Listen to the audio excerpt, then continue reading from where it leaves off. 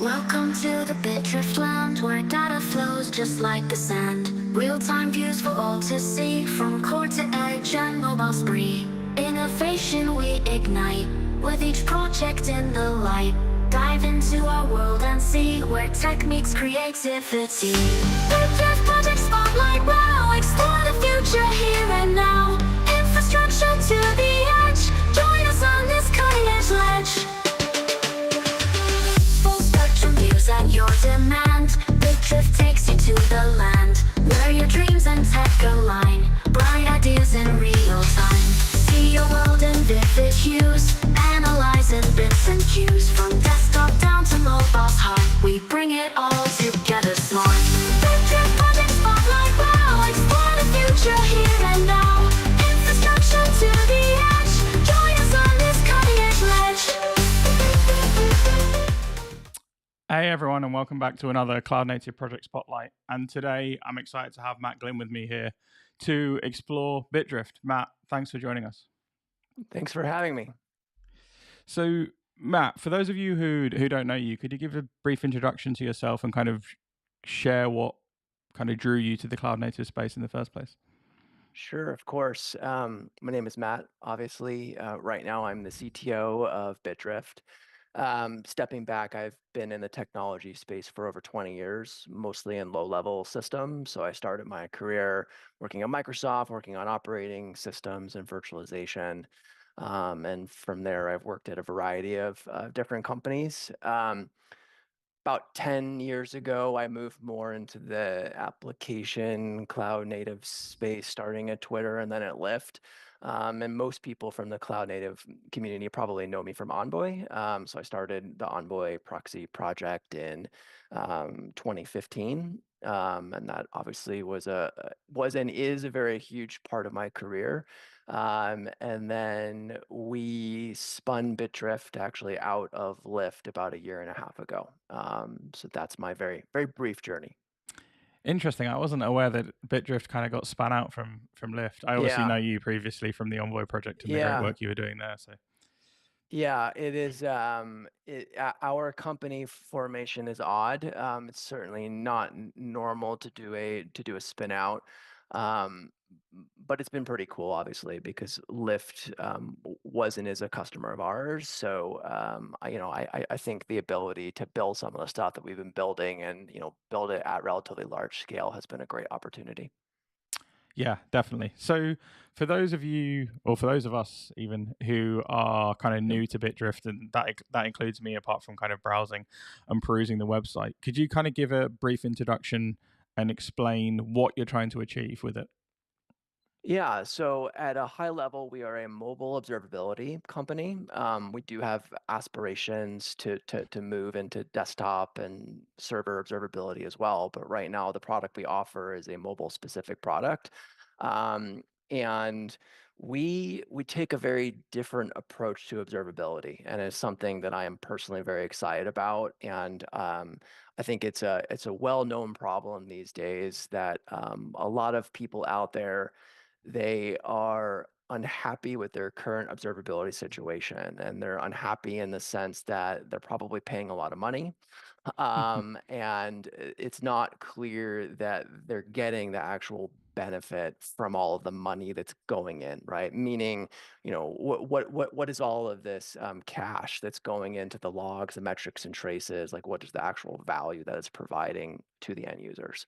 And we wanted to solve two things. The first thing is we wanted to fundamentally change the approach of how observability is done, and I can talk about that. And then the second thing that we wanted to solve is, I've just been a big believer for so long that we in the cloud native ecosystem, we've built all this amazing technology, but ultimately we're doing this in service to end users. And by end users, I mean people on the phones and people in their web browsers and people in their desktop applications. I mean, these are the people that we are working for. Um, and I think that the observability space so far has actually really left a lot of those end users, the ones that are actually on the phones, it has left them Yeah. behind. And I think that we wanted to solve a lot of the cost problems in this space, but we also wanted to provide an excellent observability experience for the actual users on the phone. Because as I like to say, you can have 100% success rate in your infrastructure, but if you're sending bad JSON and the phone is crashing, No all one of your cares. users are probably having a bad day. Yeah. Yeah, definitely. And I was gonna say, and by the way, that has happened to me like 10 or 20 times in my career. So it is a Same. thing. Yeah. Yeah, same. We put a lot of effort in, like you were saying, into the observability of like the platform, Yeah. and then one dodgy JSON request to the endpoint, Yep. bang, Yeah. Oops. screaming customers. So, are you able to share some kind of real world examples of Yeah, how for sure. you're kind of streamlining? I guess two things really for me. Like, obviously, I would assume that you're looking at the kind of observability once the application has been, or the mobile app is actually in the hands of customers. Yep. But then also probably secondarily, the development workflow. I would assume that you're kind of hooked into that Yep. as well. So maybe you could talk Yep. about both of those. Yeah, sure. Let me start by just explaining how we're taking a different approach, because I think that will help with the rest of the questions. Um, as all of you probably know, the way that traditionally people do observability is, they have code that runs in various places, and it might be emitting, wide logs as is popular today, or metrics or traces. But the commonality is that all of this data, it gets sent to some backend service, so in very high volume, and then the backend service has to process it, right? And as we all know, there are non-trivial costs in terms of compute to generate the data. We have to spend networking bytes to actually send that data. We have to do a large amount of compute to process the data. We have to store the data. And that's where a lot of the costs actually come from. So there's processing costs, and then the last part is that a lot of this data is generated, and again, as most of your listeners probably know, much of it is never actually looked at. So Yep. tremendous amount of data that's sent that's just never looked at, and this leads to high costs. It leads to, honestly, just like wasted carbon. I mean, like, we're literally just spending carbon to move this stuff around that nothing is ever looked at. And lastly, it actually increases cognitive load, meaning you Yeah. generate so much data and then you got to sift through it to actually figure out what is useful. So we're taking a very different approach. And what we've done is we've developed an SDK that's quite sophisticated, and it runs on the phones. And what it does is, kind of in the spirit of the Envoy control plane, it maintains a persistent connection from the phone to our backend control plane. And we send instructions in real time to the phones in terms of what to do. And I'll actually show a demo of this. But and that could be, looking for particular logs or making a synthetic metric. And this can all be changed in real time so that you can turn things off and on demand. And this has two major implications. One of them is that I can really understand what I need. I can have it right now, and then I can turn it off. That's obviously super powerful. But once I have this dial, if I have to debug something, I can actually generate a tremendous amount of data. Like, I can get 1,000 times more data than I ever could if I was sending it all the time. So what we're doing fundamentally is we're bringing the cloud native style real-time control plane, but we're bringing it to the observability space. And that's something that I'm so excited about, because in general, there's so much waste in this space. There's so much cognitive overload. There's so much data that's never read. And a lot of that is because people don't know what they need ahead of time. And especially in the mobile world, where you might have to wait a month or a month and a half with like doing a release and getting out to the Yeah. app store and all of those things, the ability to turn things off and on is a pretty incredible thing. Yeah, and I guess also you're at the mercy of the customer as well, right? If I can't be bothered to Absolutely. upgrade my version of the Yep. mobile app, you're never going to get Yep. the data that you care about. Nope. Yeah. Yeah. And what you'll find at most larger companies is they'll obviously have some sophisticated stuff that they do around analytic events and all of that. But then you have all the same problems. You have to send those events all the time to the back end. You probably have to argue with your coworkers about, is this a worthwhile event, so that you don't spend so much money on it. Then you never, you forget to ever delete the event. You have to wait a month for the event to get out there. It's a pretty ugly situation. Yeah, it's super interesting actually because we were having a conversation literally today about exactly this. So Yeah. about what we've shipped large amounts of data to a data store. I won't obviously name the one that we're storing it in, Yeah. but we can't get the information that we require, right? Because we don't know what we Right. want when we put the data in. We now I know what have we a want. solution for you. I'm seeing it in front of my eyes. Um, um, yeah, no, it's a really interesting space, and I think that there's a lot of learnings that we've brought to what we're doing from what's happening on server. So, for example, we are completely bought into the wide log revolution, right? In terms of the fact that everything should be a log.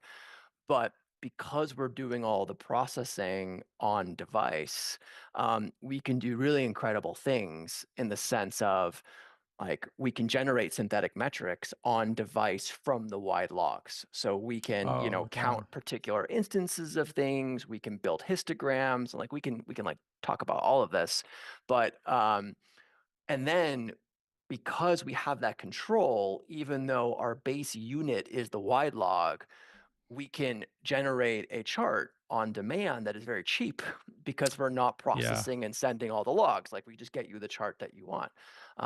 So there's so much potential, I think, when you both build on the wide logs and have all the information available, but you're able to do all the stuff dynamically. It's a pretty powerful system.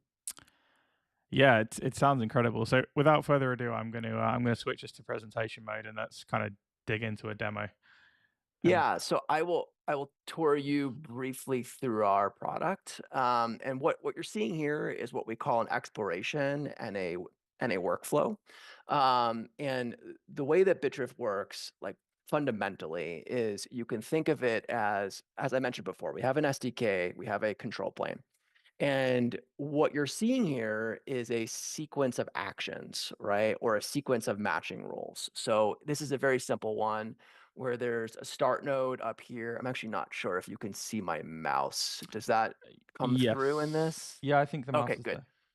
Okay, yeah. So there's a start node here. So it's saying basically things start up, we get an app open event, and then what's actually cool here is that we can fork from a matching situation to specific actions. And what you'll see here, right, is that we have, a plot chart. So this is what I was talking about. This is taking a wide log and making a synthetic metric from it, right? And then we also have this event here, which we call record session. And one thing that I didn't mention that's very cool about what we do is that we have a sophisticated ring buffer that actually runs on the device. And all of the telemetry gets spooled locally on the device, but it's not sent off device. And then, based on these rules that I'll show you, and they can get increasingly complicated, is that when specific matching events happen, we'll decide to flush the buffer. And the cool thing about this is that you can match on all of this fully dynamically. You can say, I saw this log, then this log, or I got like a 400 response, or the response was greater than 10 seconds, or like something along those lines. And the easiest way to think about it is we compile a finite state machine in our control plane. We send it to all the phones in real time. These rules typically apply within a few seconds. And then the phones will start executing the finite state machine. Hmm. And based on what it does and what the actions are, it will start generating new chart data. It might flush sessions. And then, depending on when you actually catch a session, these sessions will actually come in down here. And I will show you an example of a session in a second. But these things down here can get actually very complicated, and they can be matched on fully custom events.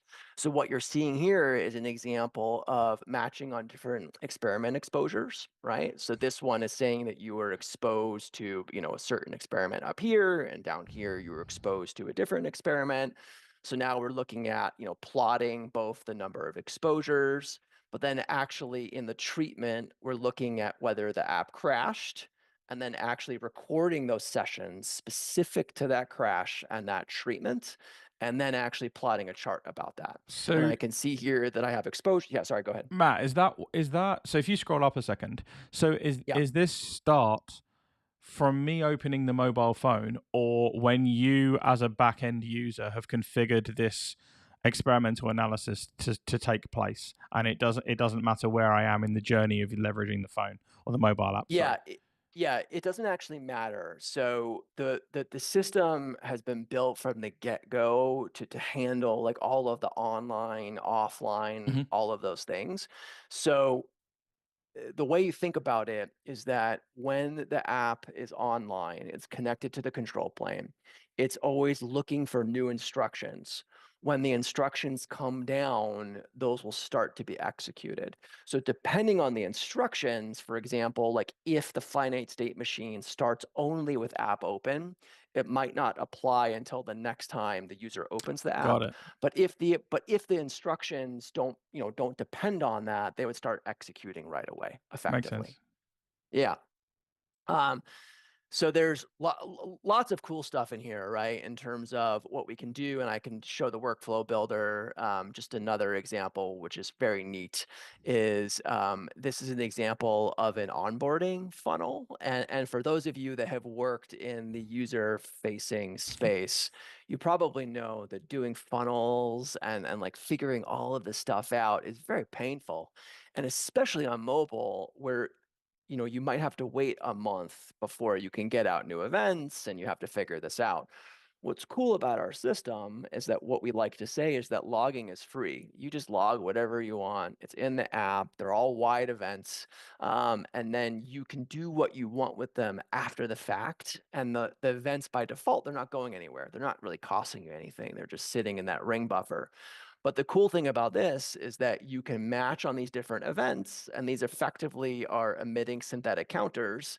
And then in real time, we can actually start showing you, effectively your conversion funnel. All right, And they're, I'm sold just from this bit already. I, um, yeah. So hold on, I've got more. But let me just show you one thing real quick before I go into the session. Um, the other cool thing that we've been working on recently is what we call our Instant Insights feature. And these are, what we think are some of the interesting, like core metrics that mobile applications need to know, right? So, for example, whatever success rate and app freezes and app opens and app version adoption and all of those things.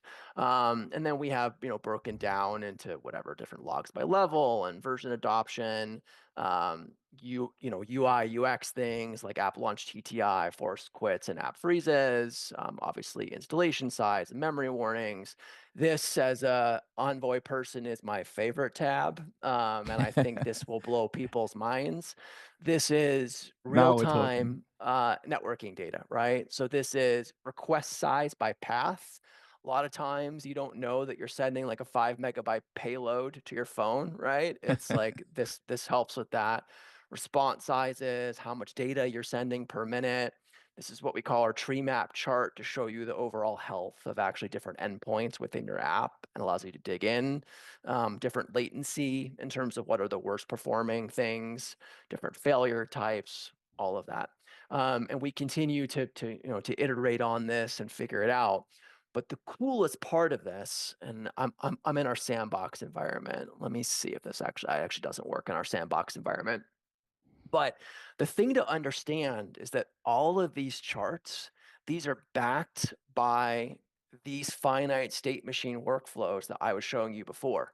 So the really neat thing is that once you get these charts by default, if you don't like something about them, if you want to change slightly, what the matching is or like how it's working, you just edit the workflow, you deploy, and you start getting new data.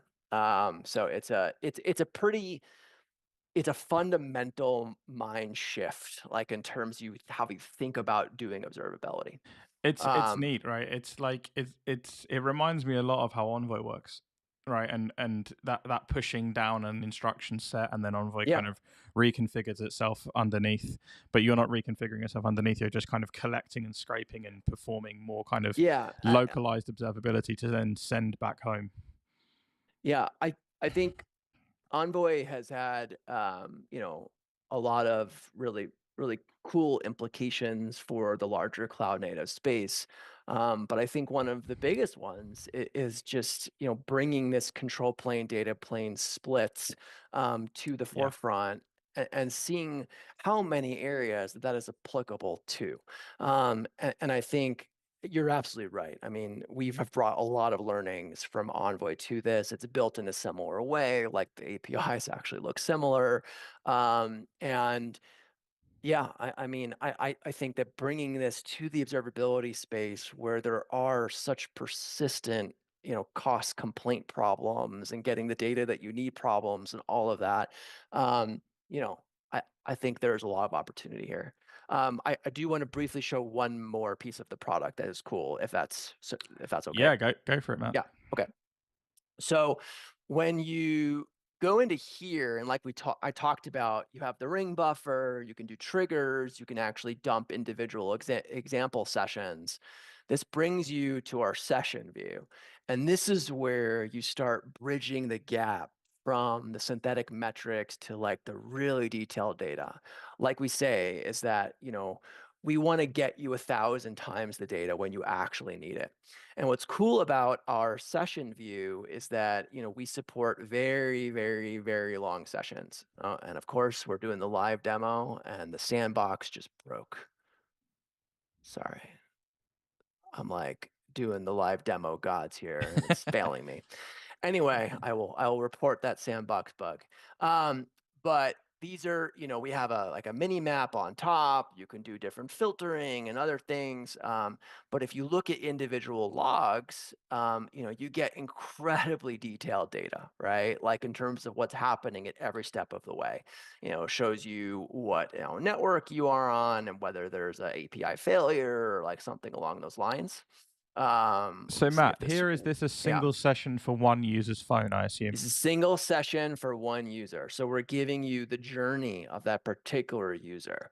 And like what often happens is that, you might be looking at this high level data, but really when specific events happen, a user spent too long on this screen or, they're having a lot of trouble with networking. Like all the API responses are taking, like greater than 10 seconds, or maybe you think that you have a memory leak and you want to actually start looking at what they're doing in the session, Yeah. like up to that memory leak.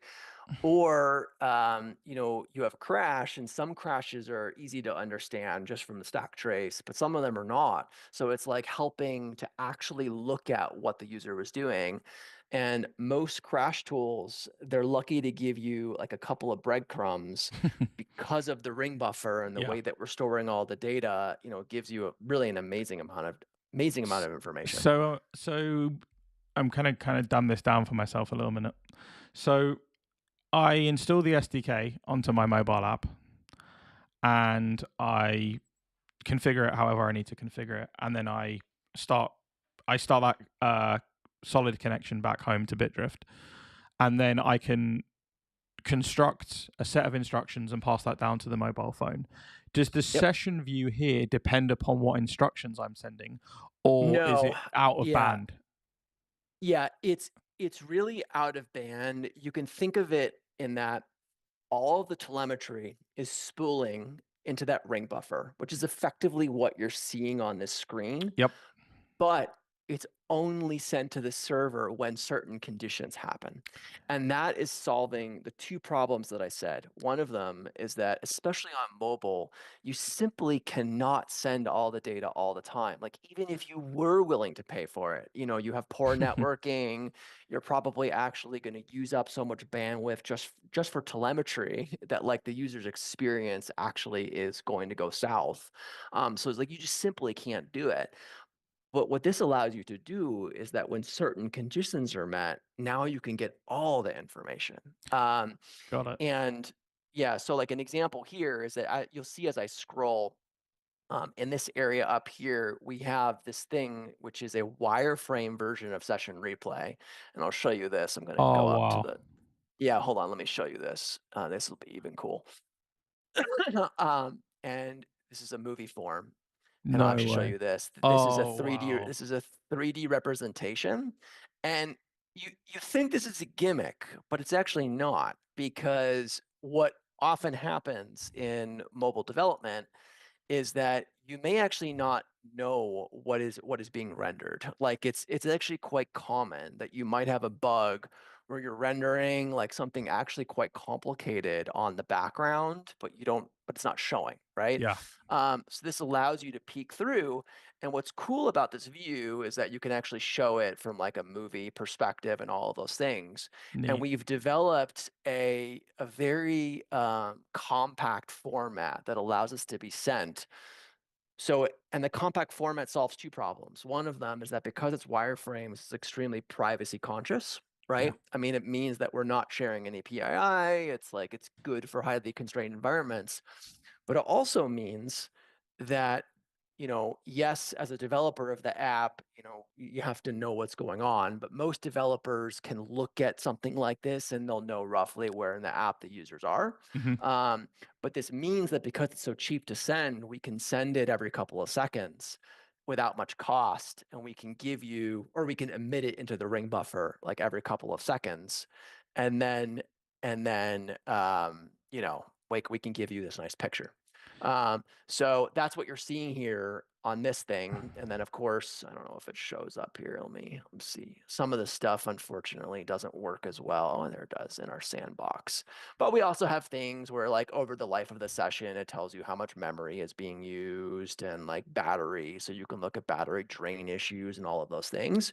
But Neat. it really comes back to what I was saying before, is that what's cool about this solution, in my humble biased opinion, is that we're operating on super information dense stuff, right? It's like we're Yeah. looking at very detailed logs, but we're giving you the on-demand ability to look at high-level metrics, to count things, to like look at sessions on demand. Um, and we think, that this is a really exciting way to solve this problem. Yeah, I agree, Yeah. right? And there's a lot in the cloud native space right now about this kind of observability 2.0 and what that's going to look like. And I think Yep. Yep. you hit it on the head earlier, right? When you said tons and tons of data, you hardly look at any of it. And the bit you do need, you kind of, you go on this kind of journey trying to find the thing that you actually care about. And I think, if we had the ability to be able to do this on the back end as well as the front end, Yeah. it's Yes. gonna it's Yes. it's gonna save so much time, so much money, and Yeah. also allows us to be able to experiment on the data that we may or may not, know that Yep. we have. Right, we can do a number of experiments from an observability perspective, which is great with this. Right, I want to do an experiment on, I don't know, the number of app crashes that are currently happening on this new screen that we've just Yep. released, and it's Exactly. Yeah. trivial. Yeah. Yeah. And it's probably obvious, but we do plan on bringing a variant of this technology to the backend cloud native world. Yeah. We're still figuring out what that looks like, but we believe, minus of course some of the mobile specific things here, that all of these problems exist on the back end, right? I mean, Oh, they it's do. just in the sense that, um, you know, I believe that if we can give people the ability to, for example, have a request local ring buffer where we can run all of our matching logic and do all of those things, I can think of literally hundreds of times in my career as an operator where if you gave me the ability to get debug and trace logs specific to a request, Yep. if these conditions happen, I would have literally given one of my fingers to have that ability. Yeah, I agree. So, yeah, so we're still, of course, working out the details. Obviously, we'd love to talk to anyone out there who is interested in such a thing. But that is something that we're definitely thinking about. Are you, obviously without giving away your whole entire roadmap, but it's just something that I was thinking about when I was watching this. Are you thinking about kind of session replay from a kind of debugging and like incident analysis and kind of incident root cause analysis perspective? So that's one of the things, obviously, that I can't remember. There was a project that was doing it with Istio. I think it was maybe it was coming out of Solo or someone else, that they were trying to allow you to be able to take all of the requests for a given session and essentially replay them back Right. through your platform so that you could try and debug what was happening. And obviously that's something that would be super cool on a mobile app, right? To be able to Yeah, take that and yeah, I somehow mean, replay. right. There's a lot of, I think, directions that this technology could be taken. We are looking at like full request and response body capture. Hmm. Obviously, there's a lot of security implications for that. So, Yes. we're like trying to figure out what that would actually look like. And, I think in some ways what we're doing appeals, not surprisingly, to very large people who have cost concerns and like other things, but they also typically, some of them have a lot of compliance concerns. And the fact that we're able to do so much processing on device so the data doesn't leave the device, right? So, like an example of that is we can allow you to do matching, like all of the workflow rules that I was talking about over here, is we can allow you to do matching on arbitrary request and response headers and even do matching within request and response bodies. But we don't currently allow you to send any of that data just because we'd have to build all the scrubbing stuff. And there's like, I mean, this is on mobile, there could be credit card numbers and like all this stuff. Yeah. Um, but the fact that you can still match on device but not have the data leave the device is very powerful. Yeah, that's super smart. And then in terms of the complexity behind the scenes on constructing such, like, are we able to see like the the kind of um application or code that's required to kind of pull out certain types of events? Is it Yeah, is yeah, that it's I mean, available in this what SaaS? yeah, like what we've tried to do, at least from our perspective, is, obviously within the industry, there's lots of discussion around open telemetry and other formats and all of those things. I'm a pretty pragmatic person when it comes to this kind of thing, and like to me, a log is a log is a log, meaning it's like it's a structured thing with some fields on it, right? That Yeah. it doesn't matter as much to me or to us whether it's open telemetry or JSON or some logging framework. So, we take the perspective of we will meet customers where they are, right? In terms of, a particular format, because at the end of the day, if you look at all the formats, it's just some fields, right? Yeah. So If you distill it it's down not to the basics, it is, yeah. right. Like it's not, it's typically a key value thing. And as long as you can get us a key value thing, we can effectively make it work. Yeah, so it's essentially, so if I want to construct my own, I don't know, I don't know, I'm gonna probably use the wrong terminology here, but if I want to obtain or look for a certain type of event that happens, I am essentially writing some kind of JSON query against the logging output.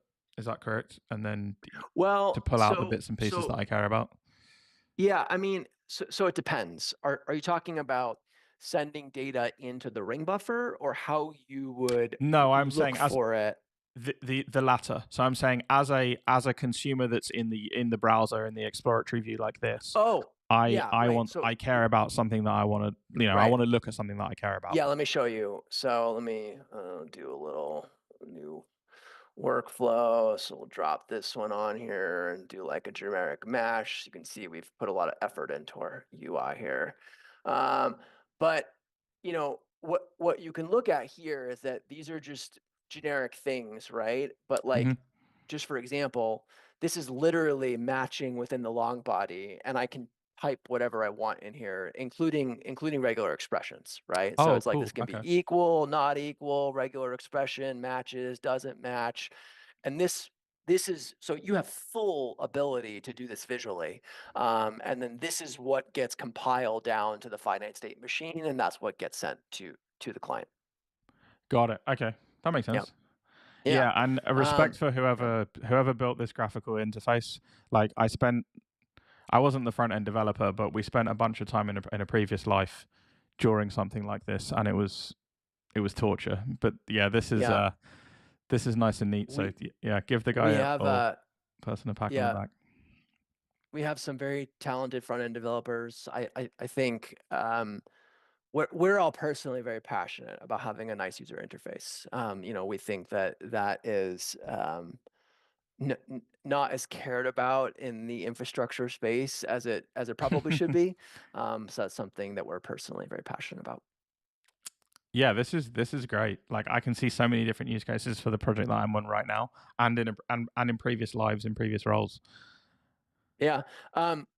Just from a nerdy perspective, our system is almost entirely written in Rust. So what's also cool about it is that the SDK, the one that runs on the phone and in other environments in the future, it's all 95% Rust. And then there's some pretty thin wrappers on top. And that's really nice just because we have the code base is non-trivial, but it allows us to make sure that we have identical logic that runs on all the different platforms.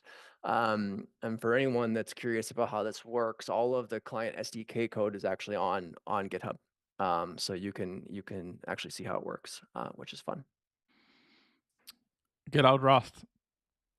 It's Yeah. nice to see some Rust use cases. I haven't been following it as closely as I probably should have. But yeah, that's great. And then in terms of like how large is the ring buffer that you construct, or is that obviously I'm assuming that's configurable in the SDK Yep. as the user to be It able to is. decide. It's not only configurable in the SDK, it's configurable remotely. So you can Of change it course. on demand. And the other thing that is possible with all of the remote configuration and control plane, because this is a common question that comes up, is that you can bifurcate all of this based on the actual device. So if you have some low power devices where you're concerned about the overhead of various things, you can turn it off. You can have the ring buffer be smaller. Oh, Like interesting. all of this.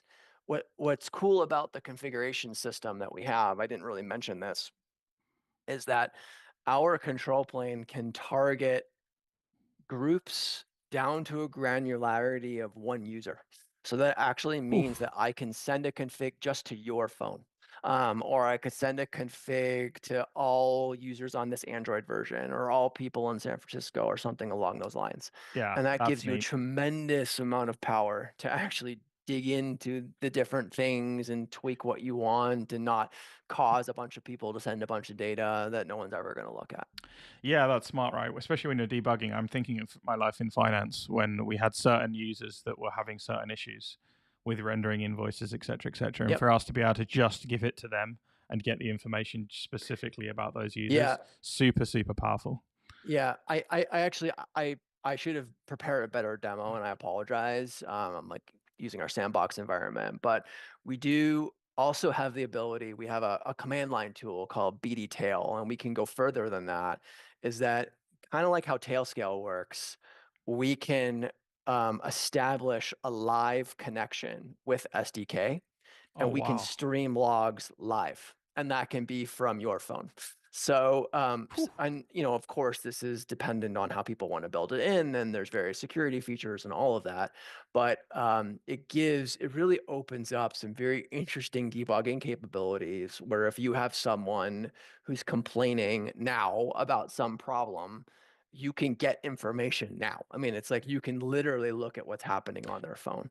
So it really changes the game, like in terms of how people think about how to do support and like how you can get the information that you actually need So in that example, Matt, I'm tailing someone else's logs directly from their mobile phone or directly from the their. equivalent. Yep, yep, yeah. Wow. It works almost identically to Tailscale in Yeah, the sense that we make a tunnel through our control plane, and then we actually tunnel everything back and forth.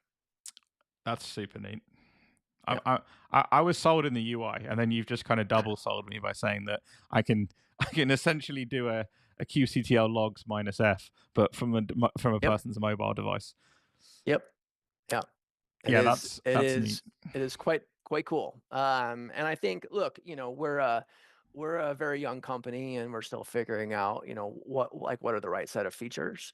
Um, but of course, would love to talk to anyone and get their thoughts about it, because our roadmap is always open.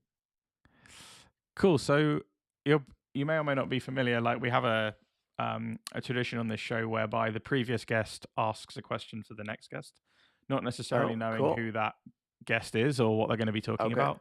Yeah. So Thomas from Falco had a question which he says, I have my own theory and I'd like the next guest to validate it. And his theory is that most of the issues that are related to technology today are just the fact that as humans, it's really hard for us to think about the life cycle of an application in our head at the same time. Oh, it's interesting. I mean, I think my response to that would be that um, our applications and computing systems have become so complex that I I I think it's actually impossible for any one person to understand how anything works, frankly, right? I mean, Yeah. it's like when I even think about it now, I honestly have no idea how Envoy works end to end at this point, which some people out there might think is bizarre because I created Envoy, right? But like these things evolve and they, Yeah. yes, I still know roughly how it works, but I mean, no one person knows how any of these things work. And if you look at today with all of the layers of abstractions that we have, like even for a simple application, simple, right? I mean, there's so much happening that yes, I would agree. I don't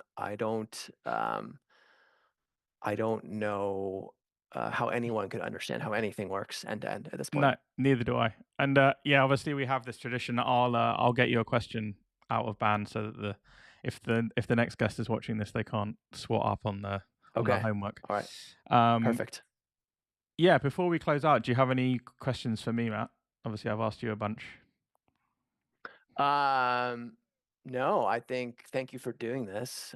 This is a fantastic opportunity, and I really appreciate all of your effort. Thanks so much. And yeah, before we end out, I wanted to ask you how people get involved um, in the project, or if they were interested in installing this, what's the best way for them to start to dig in? Feel free to reach out to me. We've got a contact through the website. So we have a community Slack. Would love to talk to people. And even if that's just learning about the problems in this in this space that they're interested in. So happy to chat in any form. Yeah, and I'll make sure that I put the Bitdrift and your personal Twitter Yeah, handles in the sure. show Yeah, notes. yeah, sure. Yeah, of course. Awesome. Well, yeah, thanks so much for your time, Matt. Thank you. I'm Yeah, super intrigued now. I'm definitely going to yeah, come and ask you a great. bunch of questions after Yeah, this. But yeah, thanks so much for super. your time. And yeah, All right. for anyone wanting to get involved, don't forget to check out bitdrift.io. And yeah, stay connected with the Cloud Native Club on Twitter, LinkedIn, and YouTube. And until next time, stay cloud native, everyone. Thank you. Thanks, Matt.